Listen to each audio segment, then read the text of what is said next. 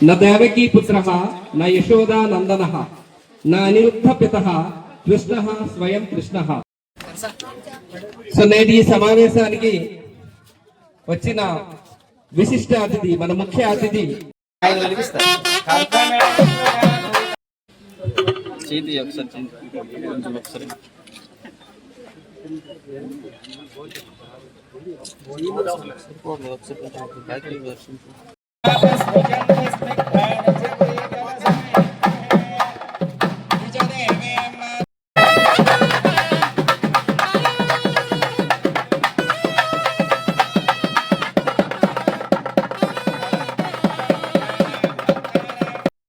श्रियामा परिपादय सम्राजं च विराजं च विस्त्रैर्याचनो गृहे लक्ष्मीराष्ट्रस्य मुखेतग मासकं सृजामसे दीपं प्रज्वाल्य ओम अनुहवं परिहवं परि మన ఎమ్మెల్సీ గారు శ్రీ గాలి శ్రీనివాసరావు గారిని కూడా వేదికపైకి రావాల్సిందిగా సవినయంగా ఆహ్వానిస్తున్నాం.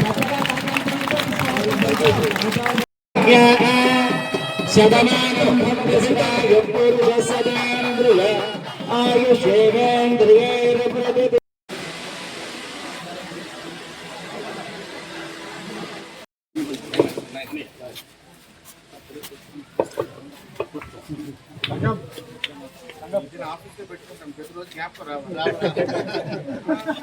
నిధులు రోజు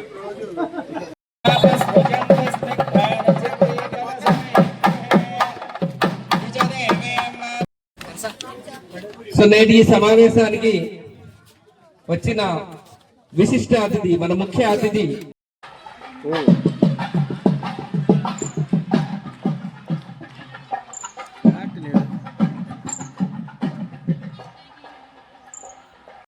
न देवकी पुत्रः न यशोदा नंदनः न अनिरुद्ध पितः कृष्णः स्वयं कृष्णः। అలాగే మన ఎమ్మెల్సీ గారు శ్రీ గాలి శ్రీనివాసరావు గారిని కూడా వేదికపైకి రావాల్సిందిగా సవినయంగా ఆహ్వానిస్తున్నాం.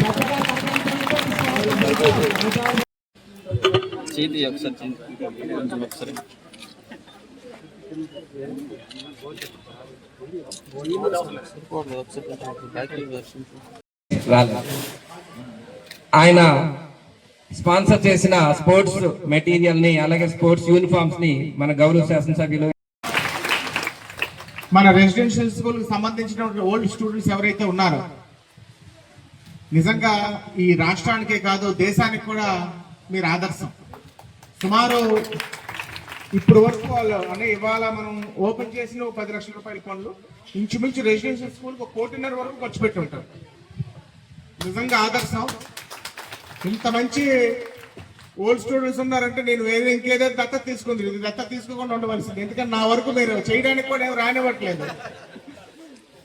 ఏదేమైనా ఒక ఉన్నత ఆశయంతోనే మా పూర్వీకులు ఈ స్థలాన్ని దానం చేసి వచ్చినటువంటి ఈ రెసిడెన్షియల్ స్కూల్ తప్పకుండా అన్ని రంగాల్లో అభివృద్ధి చెందాలి. అందుకే లోకేష్ గారికి మొన్న 4.5 కోట్లతో ప్రతిపాదనలు ఇవ్వడం జరిగింది. మొన్న అసెంబ్లీలో కూడా ఇంచుమించు ఒక 10 నుంచి 15 నిమిషాలు వారితో వ్యక్తిగతంగా మన రెసిడెన్షియల్ స్కూల్ అభివృద్ధి గురించి చర్చించడానికి అతి త్వరలోనే ఆ నిధులు వస్తాయి.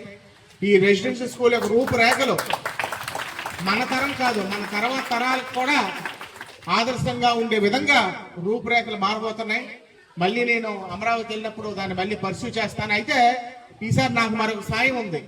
గాలి శ్రీనివాసరావు గారి రూపంలో ఒక దన్ను ఒక సాయం ఉంది. కాబట్టి ఇద్దరం వెళ్ళి కలిసి దాన్ని మేము పరిశీలి చేసి అతి త్వరలోనే మరి ఆ నిధులు మంజూరు చేయడానికి మరి మా వంతు కృషి చేస్తామని, అతి త్వరలో మంజూరు చేస్తామని మీకు అందరికీ ఇంకే ఏదేదో ఎవరైతే నేను హామీ ఇవ్వలేను. కానీ లోకేష్ గారు మాట ఇచ్చారంటే ఎట్టి పరిస్థితిలో కొంచెం లేట్ అవ్వచ్చు తప్పడం జరగని పని అని మీకు అందరికీ కూడా తెలియజేసుకుంటూ నిధులు మంజూరు చేయడమే కాదు ఆ పనులన్నీ కూడా పూర్తి చేసి ఒక ఆదర్శ రెసిడెన్షియల్ స్కూల్ రాష్ట్రంలో ఎక్కడే లేని విధంగా మన బొబ్బుల రెసిడెన్షియల్ స్కూల్ ని తీర్చిదిద్దుకొని లోకేష్ గారిని తీసుకొచ్చి మనం ఓపెన్ చేయించున్నామని మీకు అందరికీ కూడా సభాముఖం తెలియజేసుకుంటూ మరోసారి ఓల్డ్ స్టూడెంట్స్ అందరినీ కూడా మనస్ఫూర్తిగా అభినందిస్తూ నిజంగా మీ స్ఫూర్తి మీరు చూపించినటువంటి చొరవే నన్ను ఈ రెసిడెన్షియల్ స్కూల్ని దత్తత తీసుకోవడానికి ఒక ప్రేరణగా నిలిచిందనే విషయాన్ని మీకు అందరికీ కూడా